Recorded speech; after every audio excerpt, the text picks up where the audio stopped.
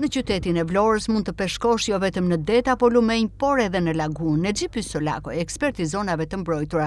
thotë se një traditë e hershme në qytet është dhe peshkimi në lagun, ose siç njihet ndryshe në ngjol, favorizuar nga ekosistemet e shumta ujore që ka qyteti ynë. Sipas Solakoj, laguna e Nartës është një ekosistem ujor me shumë vlera për biodiversitetin, por nga ana tjetër është një vend ku peshkatarë të shumë çdo ditë peshkojnë koce, qefull, lebrek, duke zhvilluar njëherët një traditë ndër breza.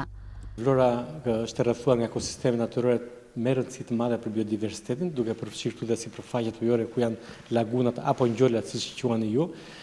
Pra po ta shikojmë në hartë në veri Pishporo Nart Pelumin Vjosa.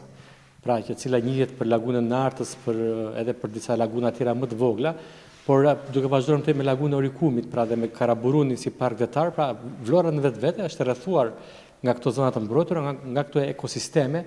që kanë vlera të larta të biodiversitetit. Pra shpallja e tyre është bërë sepse vlerat e biodiversitetit janë në një nivel të tillë të cilat i përmbushin kushtet për të marrë një status të tillë. Ajo që po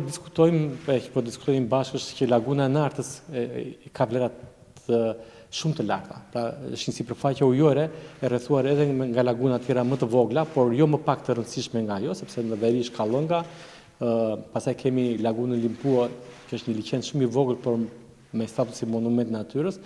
e cila njihet, pra tradicionalisht njihet për atë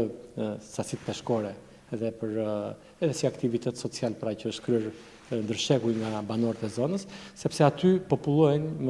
disa lloje peshqish, pra që janë të njohur, pra nuk se janë të veçantë, por duke filluar nga kocja, levreku, qefulli e të tjera. Sipas Solakoj, një specie tepër e veçantë që e krijon habitatin e saj në lagun është dhe ngjala, e cila në lagunën e Nartës gjendet më së shumti në numër, por ngjala mbetet edhe një specie për të cilën nuk ka shumë informacione, ku sipas ekspertit të zonave të mbrojtura, nuk ka ende një katalog mbi llojet që gjenden në të. Ngjala është një specie që banon në të gjitha lagunat brëgjetare të Shqipërisë, pra edhe në Karavasta, edhe në lagunën e Nartës, si ashtu edhe në të Orikumit, por ndoshta sasia më e madhe peshkore për shkak të kushteve të përshtatshme dhe të sipërfaqes si ka laguna e Nartës, pra është një numër më të konsiderueshëm si specie.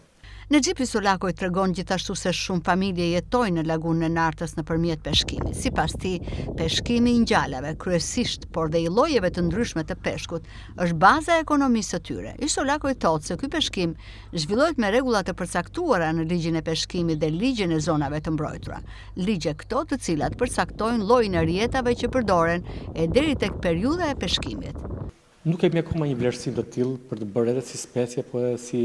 si habitat, po edhe si popullat, por nga ato që ne marrim të dhënat e peshkatarëve ose të dhënat që trajtohet në studime të ndryshme, tregojnë që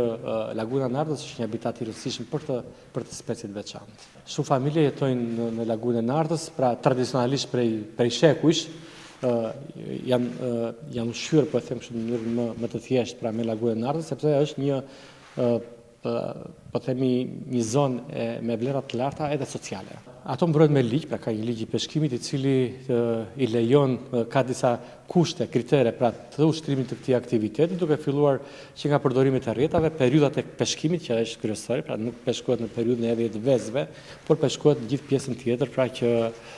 të vitit. Pra gjitha ky aktivitet është i rregulluar, kuptohet me ligj dhe ka dy ligje në këtë ligj i peshkimit, një po njëkohësisht dhe ligji i zonave të mbrojtura.